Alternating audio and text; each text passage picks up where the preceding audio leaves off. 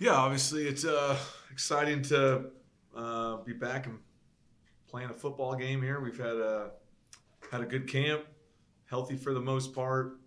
Feel like the team is definitely ready to play somebody else, and what a great first opponent to play a nationally ranked team that was in the playoffs a year ago, and on the road at a place that we've really never been to, and so we're excited for the challenge and just really joyful to be able to be back and playing football again. And it seems like it goes fast, but we're really looking forward to the 2025 season and the great challenge ahead this week. So we're really excited right now. Yeah, we talked to our leadership council, tried to get as much information from the players that we could once we broke camp, just to see if they felt any changes or any difference. We definitely have a far less number of soft tissue injuries, which was one of the hopes that we would have from changing the style of camp like that. Our biggest fear was that by doing that, did we lose the amount of full speed physical reps that we had maybe a year ago? But players still felt like we had enough team reps, enough live periods to get tackling and the physical contact needed. So I think we're really happy with the product of the camp.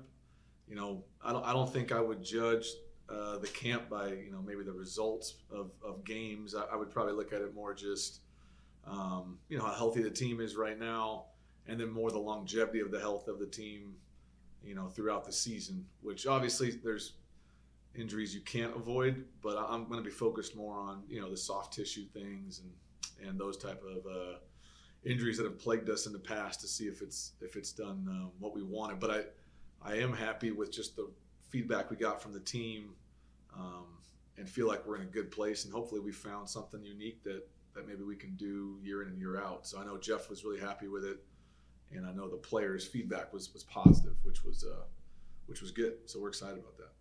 No, I mean, I think the conference in the SoCon is so much different than the Big Sky. I don't see a lot of carryover, but you always play teams that want to run the football, or that they lean more heavy to the run, and you're going to play teams like that throughout the season. So obviously they have a really talented athletic quarterback that we're going to have to be aware of. They got what we think is three really good running backs and veteran tight ends, and so they got a lot of veterans coming back to that offense.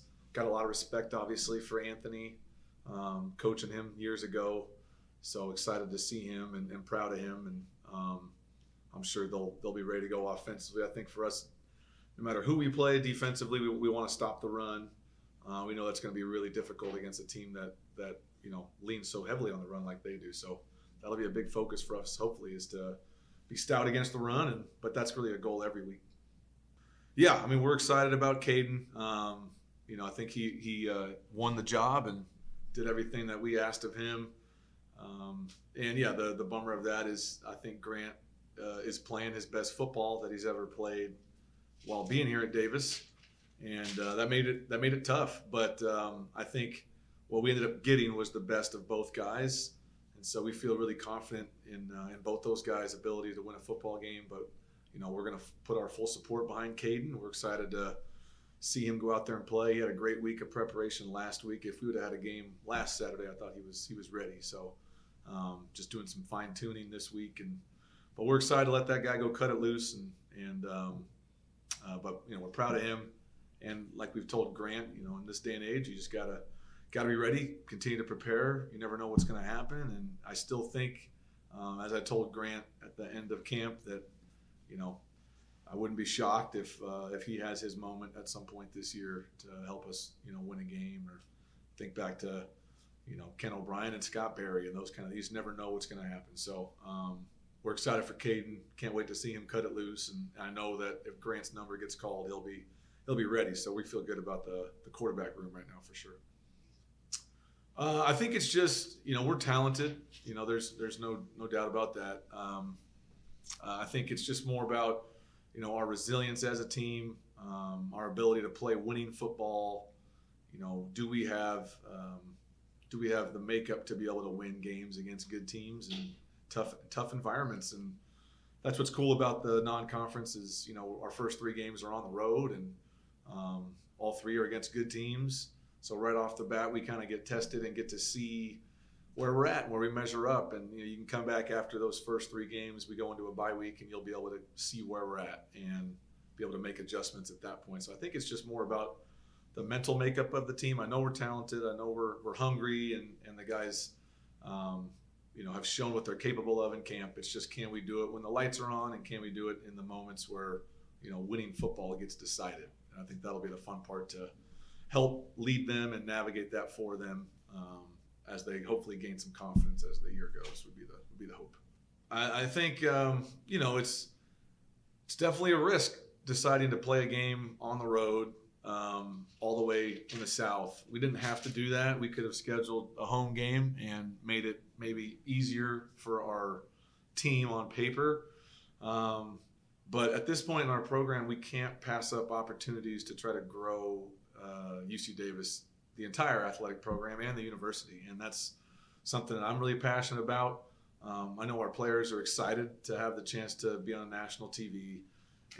But I hope everyone sees the gold helmets and sees what our product is, which is a great university with great young men and women that are going to compete and play really hard. And hopefully that can get some more eyes of our alumni, maybe guys and gals that don't get to see us very often. Maybe that gets them back involved in the program, and that's the hope, is that getting us on TV and games like that can maybe spark some more interest and spark some more support that we need to continue to grow where we want to get to. And so it's a unique situation, but I think when we looked at the risk-reward factor of it, we just felt like we couldn't pass up an opportunity to get the school and the program in that spotlight. And hopefully, win, lose, or draw, at least we get to see what type of support we can create from that.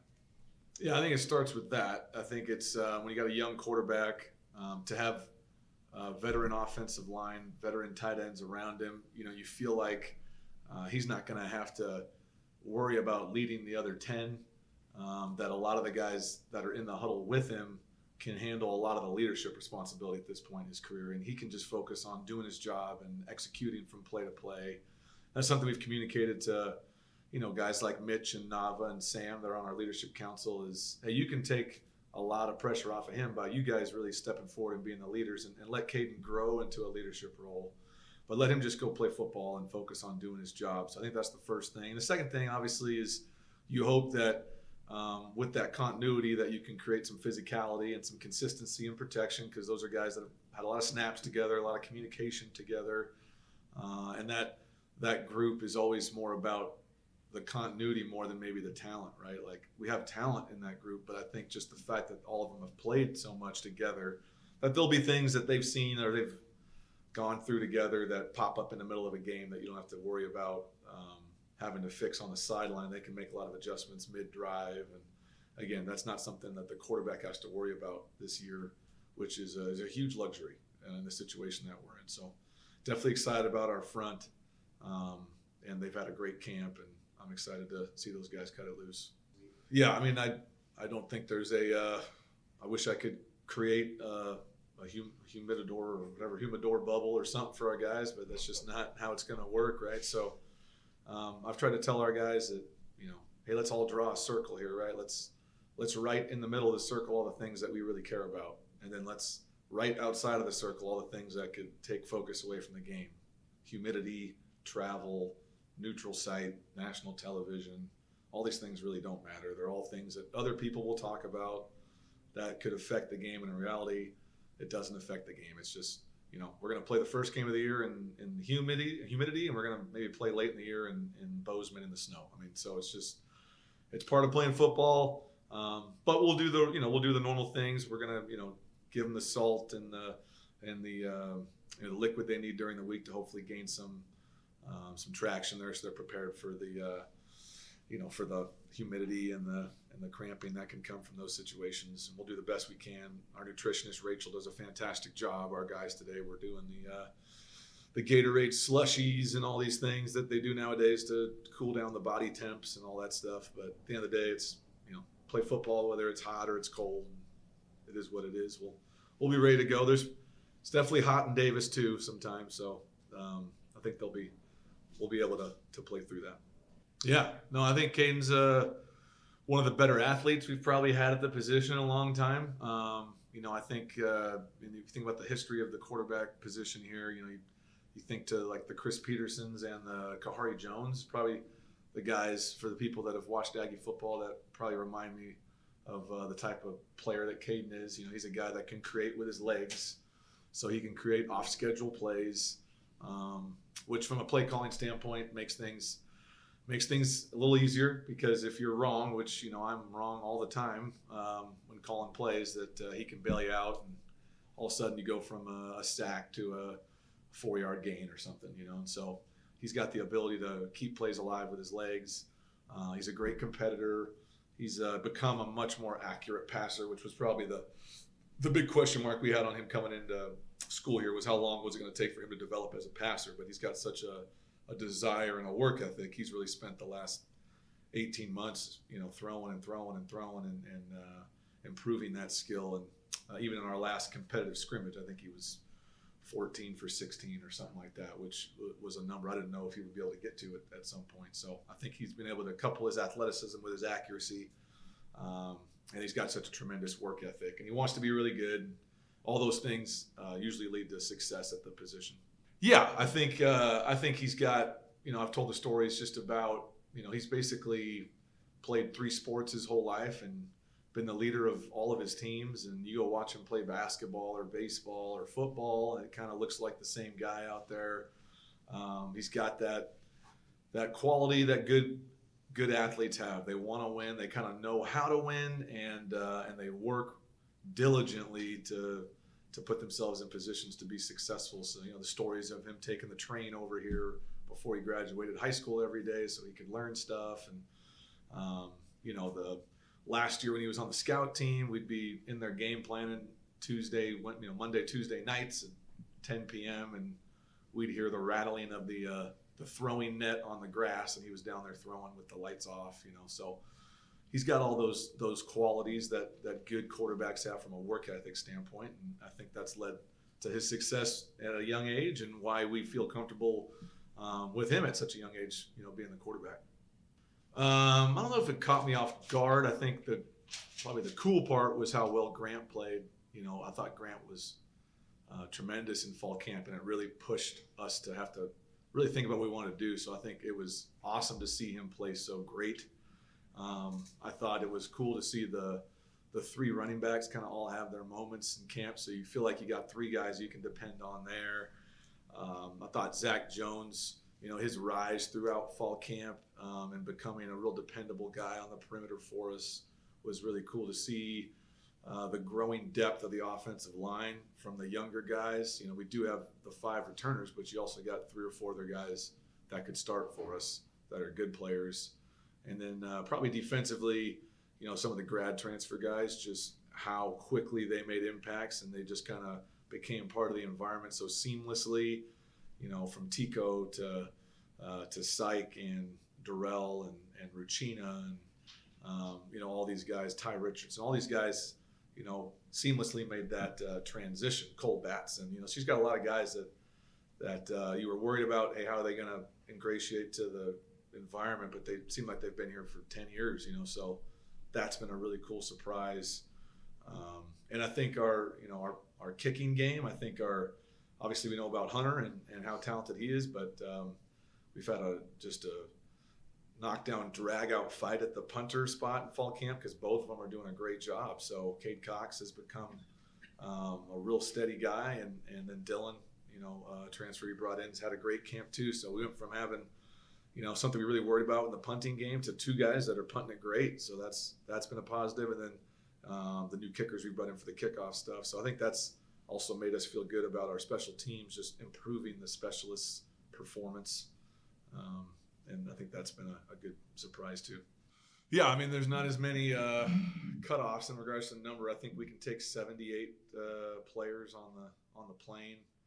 And I don't even know if we have 78 that can play, so that's great to have that many spots available. But it's definitely different than conference or playoff when you got some cutoff and you got some real hard decisions to make. So we're able to take not only the guys that are going to be playing for us in the 2 deep, but we can take some guys like PJ and Joey Carrillo that are injured. That we love having guys like that are great leaders that can still make impacts when they're not playing. So those are the cool things about games like this.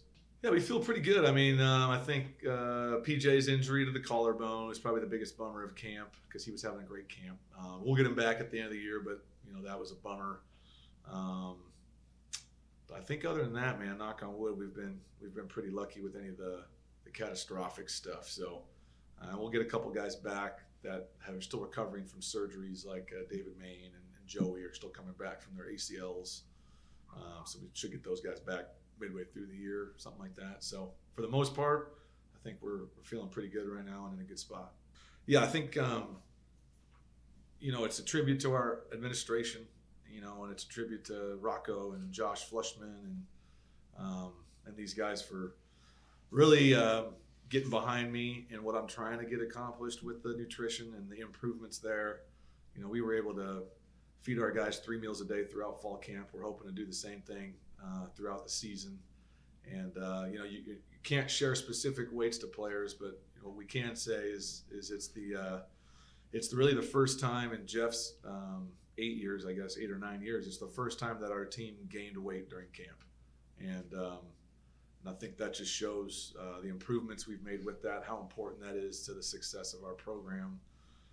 If we want to go and achieve all these aspirational things we talk about, well, then you're talking about 15, 16 games, and we got to be able to feed these guys and keep them properly, nourished throughout the season. So that was a real exciting development, and I think all the adjustments and the commitment from Rocco and Josh and Rachel and Jeff to get that done properly has shown throughout camp. And I think the cool part about it is we made some adjustments from a year ago to some of the things we were doing, finding out when the kids like to eat, what time of day, and what type of meals are they gonna eat, because sometimes you spend all that money and they don't eat it, and it's like, all right, we got to find the right things. I think we found a good system there to where we could use the money that we had so that we could take care of them. And I thought the players, again, their response was really positive. So hopefully we found something that we can keep doing throughout the year.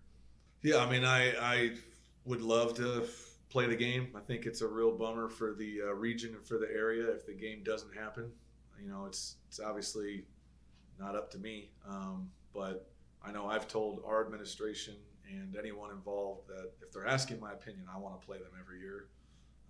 But I think some of that is kind of in their court in regards to what they're trying to do from an FBS and independent. And if they become an FBS program, then now it's a FBS game, which means there's got to be compensation and things like that get discussed. And so it just changes the landscape a little bit of the game. But I really do hope that, if it does stop maybe for next year, since the schedules are already locked in, it seems like, hopefully it's just a 1-year thing and we can get something figured out where we can keep playing every year. Because I think not having that game would be a big bummer for the area and for both schools, right? I think it's a game that should continue. But I'm also an old Aggie that loves that game, so maybe other people feel differently. But if it's up to me, we'd play it every year.